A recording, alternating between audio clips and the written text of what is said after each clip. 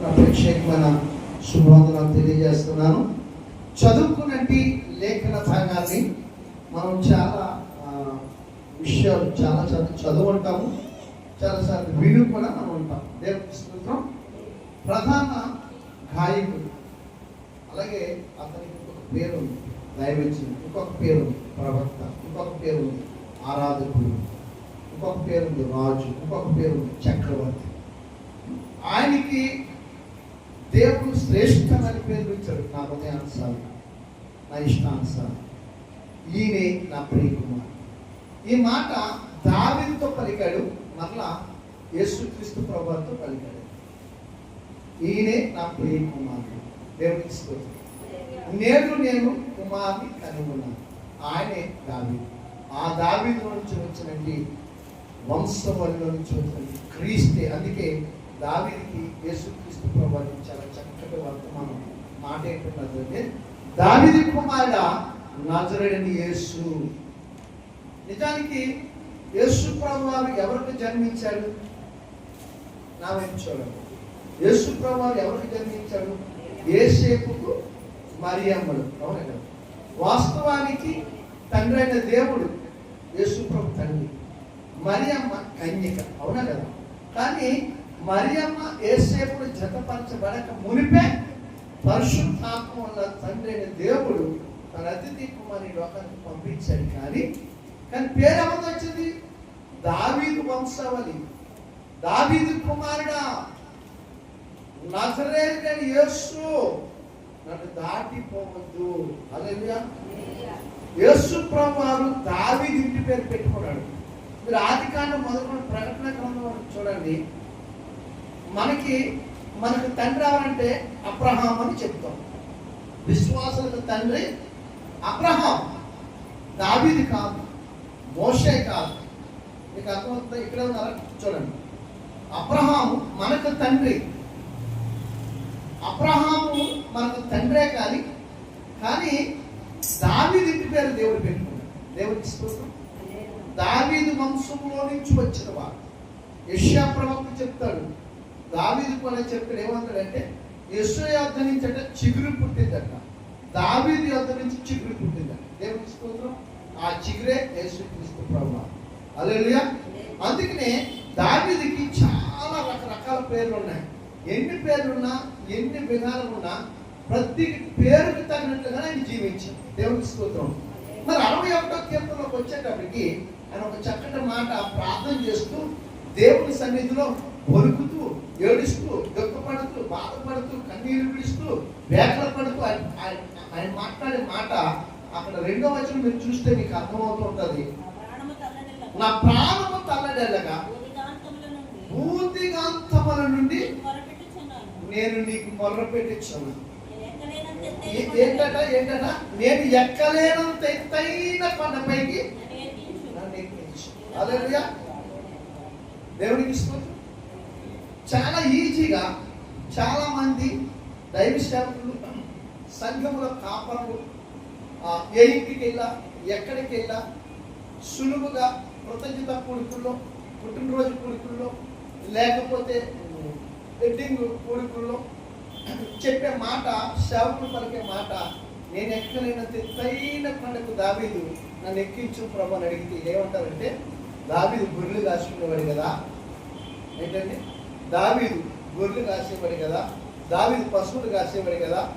పశువులు కాసుకున్నట్టు దావీదుని, గొర్రెలు కాసుకున్నట్టు కాపరిని తీసుకెళ్ళి దావీదుని దేవుడు ఇశ్రాయేలు ప్రజల మీద రాజుగా నిలబెట్టాడు.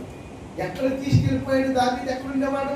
అట్టడుగు ఉండిపోయినట్టు దావీదుని, గొర్రెలు కాసుకున్నట్టు దావీదుని తీసుకొని ఎక్కడికన్నా ఇశ్రాయేలు ప్రజల మీద రాజుగా నిలబెట్టాడని చెప్తూ ఉంటారు. ఈరోజు వింటూ కూడా నిలబెడతారు అని చెప్తారు. కానీ దీని సారాంశం ఇది కాదు. దేవునికి స్తోత్రం. హల్లెలూయా. హల్లెలూయా. గొర్రెలు కాచుకున్న దావీదుని పిలవడం వాస్తవమే. గొర్రెలు కాచుకున్న దావీదుని పిలవడము సత్యమే. పాపములో కొట్టబడుతున్నట్టు, పాపములో నలపడబడుతున్నట్టు నిన్ను నన్ను పిలవడం సత్యమే.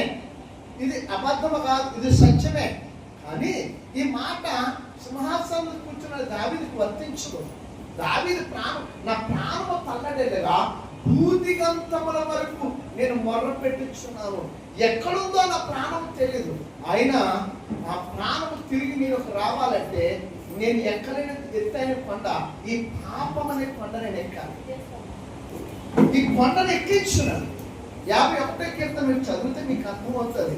ఆయన పాపము చేస్తున్నప్పుడు మరలా పాపంలో పడిపోకుండా, మరలా పాపములో వెళ్ళిపోకుండా, ప్రభువా ఈ పాపం అనే కొండను ఎక్కగలిగితే, ఈ పాపం అనే కొండను నేను జయించగలిగితే నేను ఆ సింహాసనం కూర్చోడానికి నేను అర్హుడిని, ఈ మందిరంలో కూర్చోడానికి యోగ్యుడిని, ఈ బలిపీఠ మీద ఉండడానికి నేను అర్హుడిని అని దావీదు తను మొర్ర పెడుతూ ఉంటాడు దేవుడి సన్నిధిలో.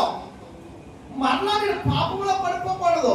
ఒకసారి నేను ఎక్కేశాను కదా ఈ కొండ, ఒకసారి సింహాసనం ఎక్కాను కదా, ఒకసారి బలిపీఠ మీదకి వచ్చాను కదా, ఒకసారి మందిరంలోకి వచ్చాను కదా, ఒకసారి ఆయన బలిపీఠం చెప్తే నిలువు నేను సాగరం మరి మోసగించాను కదా, మరలా నేను పాపం వైపు చూడకూడదు, మరలా నేను పడిపోకూడదు, మరలా నేను జారిపోకూడదు, మరలా నేను కృంగిపోకూడదు, మరలా లేవలేకుండా ఉండకూడదు. మనం చాలా మంది సేవకులు మాట చెప్తారు, ఎవరిని కించపరచాలని కాదు, సత్యాన్ని చెప్పాలని ఆశ. అలాగే నీతిమంతుడు నేల పడును తిరిగి మరలా లేస్తాడట. ఒక్కసారి పడిపోతే 7 మార్లు దేవుడు లేపుతాడంటారు. అది నిజమేనా? మరి దావీదు లేపాలి కదా, నిజమేనా? సొలొమోను లేపాలి కదా, నిజమేనా? సంసోను లేపాలి కదా, నిజమేనా? సౌలు లేపాలి కదా, వాళ్ళు ఎందుకు లేపలేదు? నిన్నే లేపుతున్నాడా? నిన్నే లేపుతున్నాడా? సౌలు కంటే నువ్వు గొప్ప ఆ బలవంతుడువా? సౌలు రాజుగా మొట్టమొదటిసారి ఇశ్రాయేలు ప్రజల మీద దేవుడే స్వయంగా అభిషేకించి ఇశ్రాయేలు పరిపాలించడానికి మొదటి రాజుగా నియమించిన సౌలు పడిపోయినప్పుడు ఆ రాజుని మళ్ళీ దేవుడు క్షమించి నిలబెట్టాలి కదా. పడిపోయిన రాజు లేవనేయాలి కదా. దావీదు పడిపోయినప్పుడు, సంసోను పడిపోయినప్పుడు అవకాశం ఇవ్వాలిగా, సొలొమోను పడిపోయినప్పుడు అవకాశం ఇవ్వాలిగా, మరి ఎందుకు ఇవ్వరాదు? దేవుడు నిన్ను నన్ను లేపుతాడంటే ఇక్కడ ఒక మాట మనం అర్థం చేసుకోవాలి. దావీదు పశ్చాత్తాపుడయ్యాడు, సొలొమోను పశ్చాత్తాపం లేదు. జ్ఞానవంతుడైతే ఉండొచ్చు కానీ పశ్చాత్తాపం లేదు. తను అడిగినది, తన భార్యను అడిగింది దేవుని కంటే గొప్పగా ఎంచుకొని తన భార్య మాటని నిరార్థకం కాకుండా ఆ మాట నెరవేర్చాడు తప్ప దేవుని మాటను పక్కన పెట్టి ఏదైతే దేవుడు చేయొద్దన్నాడో అవి తీసుకొచ్చి ఆ పతిములను అక్కడ నిలబెట్టి ఆ దేవతా స్తంభములను ఆ యొక్క ఇశ్రాయేలు ప్రజల మధ్య ఉంచాడు. అందుకే సొలొమోను మరలా తిరిగి లేవలేకపోయాడు. దేవునికి స్తోత్రం. సౌలు దేవునికి విరోధంగా, దేవుని బిడ్డలకు విరోధంగా లేచి దేవుని బిడ్డను ఎంతో బాధించినప్పుడు దేవుడు విసిగిపోయి సౌలులో నుంచి దేవుని ఆత్మను తొలగించి దావీదుకు వచ్చారని చేశారు. దేవునికి స్తోత్రం. కొన్ని సందర్భాల్లో మనల్ని కూడా విసిగిపోతారు, మనం చేసే పనులు బట్టి మనల్ని బట్టి కూడా విసిగిపోతారు. విసిగిపోయినప్పుడు దేవుని ఆత్మ ఆయన తీసేసుకుంటే నీవు నేను ఏమిచ్చి నీ వల్ల నా వల్ల కాదు, పడిపోయి ఎక్కడేస్తున్న దగ్గర అక్కలాగా ఉండిపోతావు. మళ్ళా నువ్వు లేగాలంటే సాధ్యం కాదు, మళ్ళా లేగాలని ప్రయత్నం చేస్తున్నా నువ్వు లేవలేవు. ఇది వాక్యం చెప్తుంది, నేను చెప్పే మాట కాదు. దావీదు అందుకే జాగ్రత్తగా ప్రభు పాదాల దగ్గరకు వచ్చాడు. యేసుప్రభు పాదాలు పట్టుకొని యేసయ్యా అయ్యా నా ప్రాణం తల్లడేలిపోతుంది. ఆయన ప్రాణం తల్లడేలిపోయినా ఒకవేళ వెళ్ళిపోతే నీ దగ్గరికి వచ్చేస్తా, ఒకవేళ ప్రాణం పోతే నీతో ఉంటా. నువ్వు నన్ను క్షమించి మరలా అవకాశం ఇచ్చి మరలా నువ్వు ఏర్పాటు చేసినట్టు నీ జనుడు ఇశ్రాయేలు ప్రజల మీద ఆ సింహాసనం మీద నేను కూర్చోవాలి, నీ నామానికి మహిమ తేవాలి, నీ నామం హెచ్చించబడాలి. నేను చేసిన దోషం, నేను చేసిన పాపం నీ ఎదుటిని ఒప్పుకొనిచ్చు. మరలా అది నా వెనక్కి కానీ మరలా దాని వెనక్కి నేను చూడకుండానట్లుగా ఈ పాపం అనే కొండపైకి నేను ఎక్కించు. హల్లెలూయా. ఇది నేను ఎక్కేస్తే మరలా పాపం వైపు చూడ, మరలా పాపంలో చూడ, మరలా పాపంలో పొడవు, పాపంలో కొట్టబడం, పాపంతో సావాసం చేయం, అబద్ధ జనుకుడితో సావాసం చేయం, ఈ లోకాధికారితో సావాసం చేయం, లోకములో ఉన్న వారితో సావాసం చేయం. లోకములో ఉన్న వారికి మనకి చాలా తేడా ఉంది. రక్షణ పొందిన వారికి రక్షణ పొందలేని వారికి చాలా తేడా ఉంది. రక్షణ పొందిన వాడు లోకంలో ఉన్న వారితో సావాసం చేస్తే అయిపోయింది నీ జీవితం, నీ కథ కథం, ఇంకేమీ లే. నేను రక్షణ పొందాను, నేను సహవాసం చెయ్యి నీ వల్ల అవతల రక్షణ పొందిన సహవాసం చేస్తాను. కానీ నీవు పొందుకున్న రక్షణ అవతల వారికి నువ్వు సహవాసం చేసి నీ రక్షణ నువ్వు కోల్పోయిన సహవాసం చేస్తే అయిపోయింది. దేవునికి స్తోత్రం. హల్లెలూయా. దావీదు తాను దేవుని దగ్గర తిరిగి నిర్దోషిగా ఎంచబడి నిమిత్తం పాపములో పడిపోకుండా అంట నీ రెక్కల చాటునండి దాయ అంటాడు. చూడండి మాట, దేవా చూడండి 4వ వచనం, యుగ యుగములకు నేను నీ గుడారములో నివసించుదును, నీ రెక్కల చాటున దాగి ఉందును. హల్లెలూయా. హల్లెలూయా.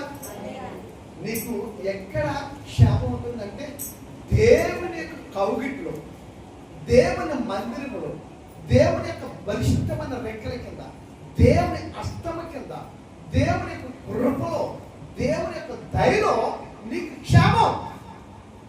నేను అక్కడుంటే నేను సురక్షితంగా ఉంటాను అంటాడు దావీదు.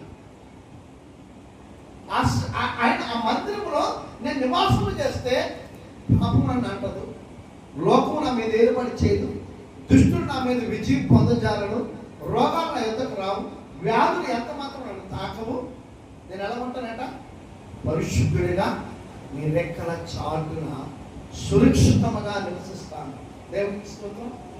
మన భక్తి, మన ఆత్మీయ స్థితి, మనము దేవుని మందిరానికి ఇతరులకి మాదిరిగా మనం ఎలా కనబడాలంటే మన విశ్వాసమును అధికము చేసుకోవాలి. విశ్వాసం నుంచి పడుకోకూడదు, విశ్వాసాన్ని కాపాడుకోవాలి. మారు మనసు కలిగి ఉండాలి. ఎప్పటికప్పుడు నీవు మారు మనసు కోసం ప్రార్థన చేయాలి. ఒకవేళ ఎవరైనా వచ్చి అయ్యా నా కోసం ప్రార్థన చేయండి అన్నప్పుడు, అలాగే బ్రదర్ తప్పకుండా చేస్తాను, కానీ నా కోసం కూడా మీరు ప్రార్థన చేయండి బ్రదర్. ఏంటో తెలుసా? నా మారు మనసు కోసం ప్రార్థన చేయండి, నా రక్షణ కాపాడుకున్నట్టుగా ప్రార్థన చేయండి, నా ఆత్మ దేవుని ఆత్మని కోల్పోకుండా ఆత్మీయ జీవితంలో నీ అభిషేకం కలుగున్నట్టుగా నా కోసం ప్రార్థన చేయండి బ్రదర్ అని చెప్పాలి. అలాగే నేను మాస్టర్ ఫెలోషిప్లో మా సేవకులు అందరూ అడుగుతూ ఉంటారు, మీకు ఏదైనా అవసరాలు అక్కర్లు ఏమంటే, నిజానికి మనకున్న చాలా అవసరాలు ఉన్నాయి. కానీ నేను చెప్తున్నా తెలుసా, నేను ఎల్లప్పుడూ పరిశుద్ధాత్మ అభిషేకం కలిగి ఉండాలి. ఒక్కటే రాస్తాను. సంఘము ఎప్పుడు కట్టబడాలి, సంఘము అనేక కుటుంబాలు చేర్చబడాలి. సంఘ కాపరండి ఉదయ్ కుమార్ గారిని ఆ యొక్క దైవజనుడు ఎల్లప్పుడూ దేవుని అభిషేకం కలిగి ఉండాలి. అదొక్కటే రాస్తాను. ఆశ్చర్యపోతుంటారు, అందరూ అడుగుతుంటారు, అందరూ రకరకాలు రాస్తారు. నేను మాత్రం ఇదే రాస్తాను. నాకు అవసరాలు ఉండవా, నాకు అక్కర్లు ఉండవా? సేవకులు ప్రార్థన చేస్తే ఏంటో తెలుసండి, వెంటనే కార్యాలు జరుగుతాయి. సేవకులు ప్రార్థన చేస్తే అద్భుతాలు జరుగుతాయి. సేవకులు ఇంటికి వస్తే దేవుడు ఇంటికి వస్తాడు. సేవకుని చేర్చుకుంటే దేవుడిని చేర్చుకుంటారు. దేవుడికి స్తోత్రం. అందుకని మనం ఎవరికి ప్రార్థన చేయమన్నా ఎప్పుడు కూడా మన మారు మనసు కోసం, మన రక్షణ కోసం, మన విశ్వాసం కోసం, మన పరిశుద్ధత కోసం, ఆత్మ ప్రత్యక్షతను మనం కోల్పోకుండా ఎల్లప్పుడూ ప్రభువుని కలిగి ఉండాలని నేను అనుకుంటాము అని ప్రార్థన చేయమని అడగాలి. దేవునికి స్తోత్రం కలుగును గాక. హల్లెలూయా. హల్లెలూయా. దావీదు జీవితంలో తను ఏమైతే కోల్పోయాడో 51వ అధ్యాయం చదవండి. తను ఏమైతే నష్టపోయాడో 51వ అధ్యాయం చదవండి. తను ఏమైతే పోగొట్టుకున్నాడో ఆ అధ్యాయం అన్ని రాయబడి ఉంటాయి. ఆ అధ్యాయం అంతా చూస్తున్నప్పుడు ఆ చివరి వచనాలు అంటాడు, ఎరిగి నలిగిన హృదయం